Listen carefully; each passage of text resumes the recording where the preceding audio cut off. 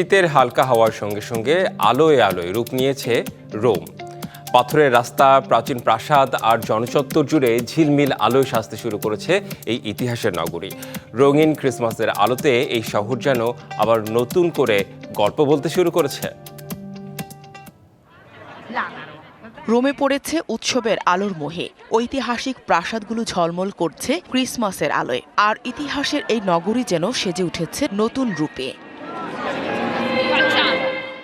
পিয়াচ্চা দেল পোপোলোতে নজর কেড়েছে ২০ মিটার উঁচু এক নরমান ফার গাছ। সোনারূপা ও লাল রঙের অলংকারে সাজানো এই ক্রিসমাস ট্রিকে আলোকিত করছে ১ লাখ এলইডি লাইট। তবে গাছটির শীর্ষে রয়েছে একটি সোনালী তারা। হার্টের যত্নে বিশ্বসেরা ক্যানোলা তেল এখন বাংলাদেশে। পরিবেশ বান্ধব ও কম বিদ্যুৎ খরচে এটি সাজিয়ে তোলা হয়েছে। এদিকে কাছেই ভিয়া দেল কর্সো পরিণত হয়েছে এক আলোকময় সুড়ঙ্গে। প্রায় ১.৮ কিলোমিটার দীর্ঘ ছাউনির আলোর সাজ, ধূমকেতু ও তুষার ফুলের মতো ঐতিহ্যবাহী প্রতীক আধুনিক আলোক নৃত্যের সঙ্গে মিশে তৈরি করেছে এক অনন্য দৃশ্যপট।